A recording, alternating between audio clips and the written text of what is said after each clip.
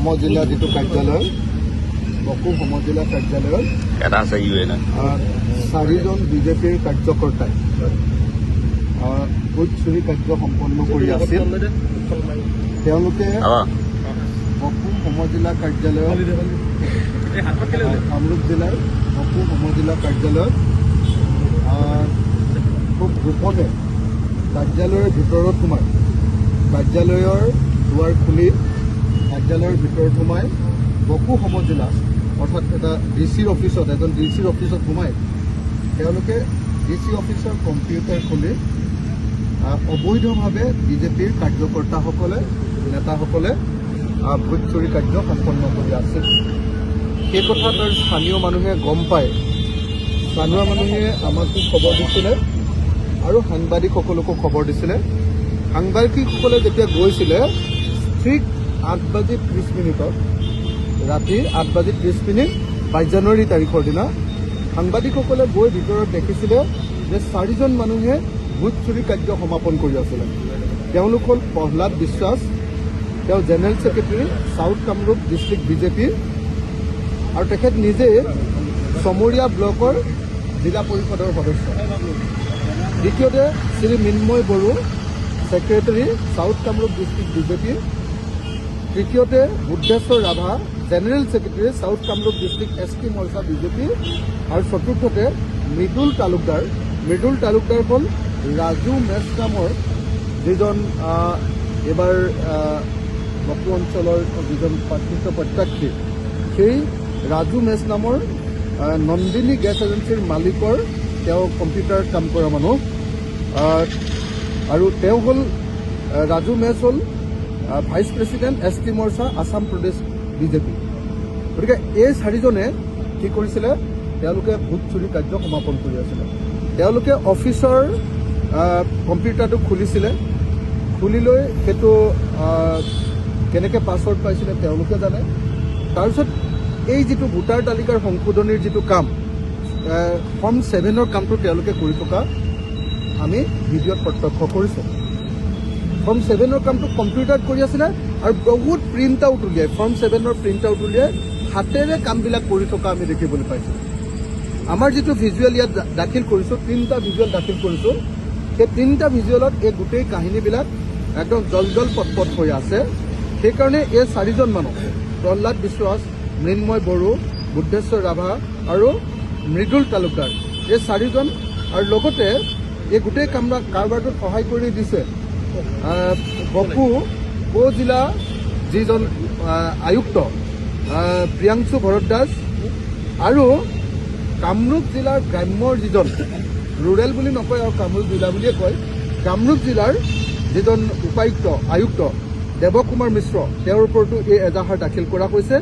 আৰু লগতে তাৰ চকীদাৰজনৰ নাম আমি নাজানো বাৰু, কিন্তু চকীদাৰজন যিজনে সেই দুৱাৰ খুলি দিছে, দুৱাৰ খুলি দিয়া চকীদাৰজন, তাৰ ডিচি তাৰ মানে CDC প্ৰিয়াংশু ভৰদ্বাজ আৰু কামৰূপ জিলাৰ যিজন অত্যন্ত গভাইত আমাৰ আয়ুক্ত, তেওঁ হিমন্ত বিশ্ব শৰ্মাৰ সহপাঠী আছিলে। আমাৰ গুৱাহাটীৰ গান্ধী বস্তিত তেওঁৰ ঘৰ, দেৱকুমাৰ মিশ্ৰ, তেওঁ একদম গোটেই কামৰূপ জিলাখনক সম্পূৰ্ণৰূপে বিজেপিকৰণ কৰিছে আৰু তেওঁৰ নিৰ্দেশত তেওঁৰ সহযোগ নোহোৱাকৈ এইটো কাম কেতিয়াও বকো জিলাত সম্ভৱ নহয়। সেইকাৰণে আমি এই 7জন মানুহৰ বিৰুদ্ধে এই এজাহাৰ দাখিল কৰিছোঁ আৰু এজাহাৰ দাখিল কৰিছোঁ চুৰি গোচৰত ছেকশ্যন 303 BNS 2023। তাৰপাছত আমি ফৰ্জাৰী ছেকশ্যন 336 BNS 2023, তাৰপিছত ক্ৰিমিনেল ট্ৰেছপাছ ছেকশ্যন 329 BNS 2023 আৰু forge document or electronic record and using it as a genuine section 340 BNS 2023। এই 4টা ছেকশ্যন মই আকৌ কৈ দিছোঁ। BNSৰ ছেকশ্যন 303, ছেকশ্যন 336, ছেকশ্যন 329 আৰু ছেকশ্যন 340, এই 4টা ছেকশ্যনত আমি 7জন মানুহৰ বিৰুদ্ধে আজি গোচৰ তৰিছোঁ। ইতিমধ্যে যোৰহাট থানাত আমি ইতিমধ্যে গোচৰ তৰিছোঁ। তেওঁলোকে আমাক ইয়াত ৰিচিভ কৰি দিছে, কেছটো আমাক ৰিচিভ কৰি দিছে। তেওঁলোকে কেছটো ৰেজিষ্টাৰ কৰিব আৰু আমাক গোটেই কথাখিনি জনাম বুলি কৈছে। ইতিমধ্যে ইয়াৰ যিজন ছেকেণ্ড অফিচাৰ দাসে এইটো ৰিচিভ কৰি দিছে আৰু ৰিচিভ কৰি দি এখন অতি সোনকালে ৰেজিষ্টাৰ কৰিবৰ কাৰণে আমি অনুৰোধ জনাইছোঁ। আমি আশা কৰোঁ যে বিজেপি দলে এতিয়া গোটেই দেশৰ গণতন্ত্ৰ ধ্বংস কৰিবৰ কাৰণে, গোটেই দেশখনক ধ্বংস কৰি দিবৰ কাৰণে তেওঁলোকে যি জাতিধ্বংসী কাম কৰিছে, ইয়াৰ বিৰুদ্ধে প্ৰশাসনে কঠোৰ ব্যৱস্থা গ্ৰহণ কৰিব। ইতিমধ্যে মই গৌৰৱ গগৈ ডাঙৰীয়াৰ লগত কথা পাতিছোঁ, লুৰিণজ্যোতি গগৈ ডাঙৰীয়াৰ লগত কথা পাতিছোঁ। আটাইবিলাক বিৰোধী দলে আমি ঐক্যবদ্ধভাৱে বোধহয় কাইলৈৰ পৰা একশ্যন আৰম্ভ কৰিম। আজিৰ ভিতৰত অলপ সময়ৰ পাছত আমি কনফাৰ্ম কৰি ল'ম আমি কি কি কাৰ্যসূচী গ্ৰহণ কৰিম। আপোনালোকে সকলোৱে জানে যোৱা 4 জানুৱাৰী তাৰিখৰ দিনা মই নিজে ধৰা পেলাইছিলোঁ বিজেপিৰ এজন MLAৰ ফোনত তেওঁলোকে ভিডিঅ' কনফাৰেন্স কৰি থাকোঁতে মই নিজে চাইছিলোঁ যে দিলীপ শইকীয়াই মন্ত্ৰী অশোক সিংঘালক 60টা বিধানসভা সমষ্টিৰ ভোটাৰ তালিকা বদলাই দিবৰ কাৰণে দায়িত্ব অৰ্পণ কৰিছোঁ বুলি কৈছে আৰু সেই কামটো অশোক সিংঘালে খুব গোপনে কৰি থকা বুলি তাত ভিডিঅ' কনফাৰেন্সত মই শুনিবলৈ পাইছিলোঁ। তদুপৰি বাকী সমষ্টিবিলাকতো অতি সোনকালে তেওঁ গোটেই যাতে এই 2 নম্বৰী ভোটাৰ তালিকা বনাব পাৰে, কাৰোবাৰ নাম কৰ্তন আৰু কাৰোবাৰ নাম নতুনকৈ অন্তৰ্ভুক্তিৰ কাৰণে তেওঁ নিৰ্দেশ জাৰি কৰা আমি দেখিবলৈ পাইছিলোঁ সেই ভিডিঅ'টোত। আৰু তাৰে প্ৰতিফলন ঘটাই এতিয়া সমগ্ৰ ৰাজ্যজুৰি কি কৰিছে, কিছুমান অবৈধ মানুহে, কিছুমান ভুৱা মানুহে, কাৰোবাৰ বুঢ়া বুঢ়ী মানুহবিলাক, কালি মই নকছাৰী গৈছিলোঁ মৰিয়নিত ঘূৰি পাৰোঁতে তাতে ক'লে এখন গাঁৱৰ 231জন মানুহৰ বিৰুদ্ধে কমপ্লেইন কৰিছে। আৰু 231জন মানুহৰ বিৰুদ্ধে কমপ্লেইন কোনে কৰিছে, যি দুজন কমপ্লেইনেণ্ট, যিজন আপত্তিকাৰী তেওঁলোক দুজন, এগৰাকী মহিলা তেওঁ একেবাৰে মৃতপ্ৰায় অৱস্থা আৰু এজন পুৰুষ একেবাৰে গাঁৱৰ ভিতৰৰ আদিবাসী মানুহ, তেওঁ এই বিষয়ে একোৱেই নাজানে। তেওঁলোকৰ নামত মানে গোটেই 231জন মানুহৰ ওপৰত কমপ্লেইন কৰিছে যে এইবিলাক 2 নম্বৰী ভোটাৰ বুলি। আৰু সেইবিলাক আমাৰ খিলঞ্জীয়া গৰীয়া মানুহৰ ভোটৰ ওপৰত তেনেকৈ ধৰণে তেওঁলোকে প্ৰত্যাহ্বান আনিছে। গতিকে একেবাৰে মৰিয়নি সমষ্টিৰ পৰা আপোনালোকে দেখিলে যে অসমৰ প্ৰত্যেকটো সমষ্টিতে ভোট চুৰ কৰিবৰ কাৰণে ব্যৱস্থা কৰিছে। অসমৰ ৰাইজে এইটো কথা জনা দৰকাৰ যে ভাৰতৰ নাগৰিকবিলাকৰ আটাইতকৈ ডাঙৰ মৌলিক অধিকাৰটো হ'ল ভোটাধিকাৰ।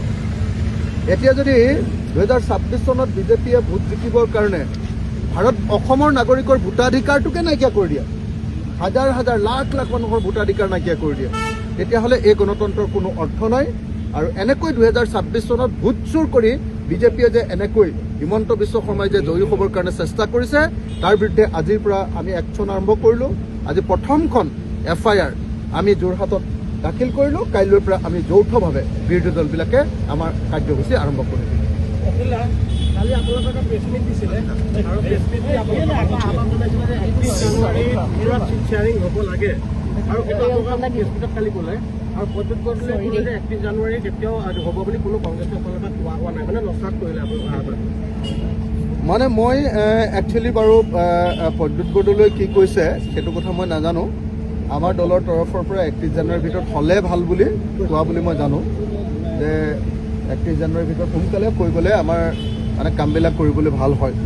বিশেষকৈ বিজেপি দলৰ কেইবাজনো মানে বিধায়কে আমাৰ দলত যোগদান কৰিবৰ কাৰণে আৰু বেলেগ বেলেগ দলৰ বিধায়কে আমাৰ দলত যোগদান কৰিবৰ কাৰণে কথা বাৰ্তা পাতি আছে। তদুপৰি অসমৰ কেইবাজনো ডাঙৰ ডাঙৰ ছাত্ৰ নেতাইও আমাৰ লগত কথা পাতি আছিলে। কিন্তু আমি যিহেতু ছিটবিলাক কনফাৰ্ম কৰি দিব পৰা নাই, ছিটবিলাক কনফাৰ্ম কৰি দিব নোৱাৰাৰ কাৰণে ডাঙৰ ডাঙৰ শিল্পী